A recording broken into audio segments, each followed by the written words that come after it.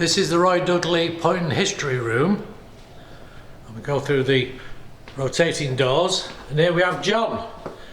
John being one of the surviving modellers who created this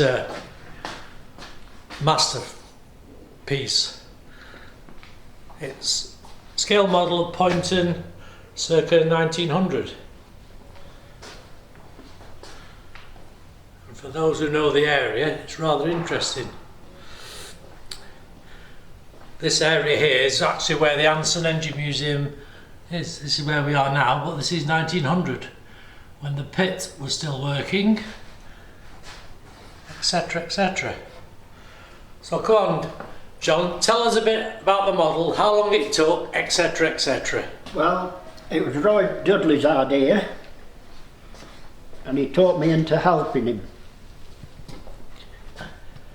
He was no good at modelling, but he had all the information, and all the ideas came from Roy.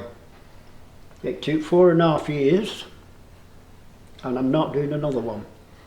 Why not? I worked hard at it, but it was well worth it in the end. So you made all the model, you made all the buildings? I did all the buildings, and all the trees, and all the buildings were done from photographs, so they're exactly as they should be. And Roy died 2-3 years ago? Yeah, about 4 years ago. And the other chap, yeah, Rod, died. Rod Ellis, who helped on it, Yeah. he died 2 years ago. Yeah. Rod was also an artist. He was. He also did these, what we call murals on the wall, representing, this one here is of down the pit, as they say. And this is what you'd have seen in the distance, being Lyme Park and the cage. Here's one of the buildings that John has constructed, and this is the material he made it from. And that is just Plastic. That's just plastic. Yeah, comes in different textures. It comes in brick, stone and slate. And that's St George's Church. It's in the centre of Poynton, and that's purely made from drawings and... Yeah, from photographs. So as you can see, it's rather... and there's quite a lot of work involved, as you can see, all made up from bits and glued together. Yeah, about 20 odd hours to do that. We've even got cows in the fields. This is an area called Wigwam Wood that's still in existence.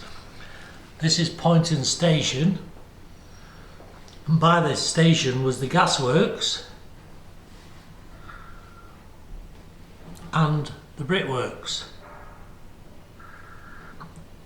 We have another member who collects bricks, believe it or not. And here we have some examples of Poynton made bricks. Or local built, made Vernon one, Poynton, Middlewood.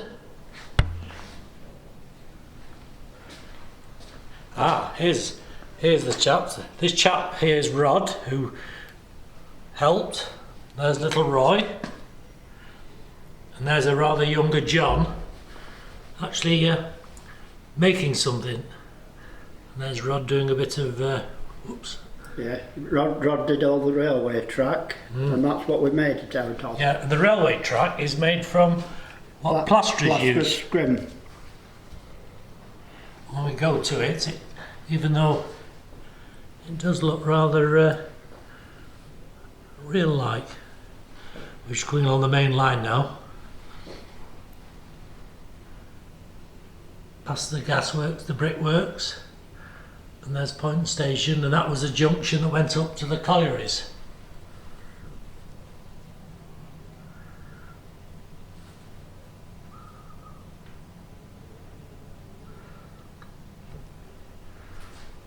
A rather fantastic model. We have lots of people who come, locals, look at the fields and can't believe That's where the houses are now, because various areas now are just big housing estates.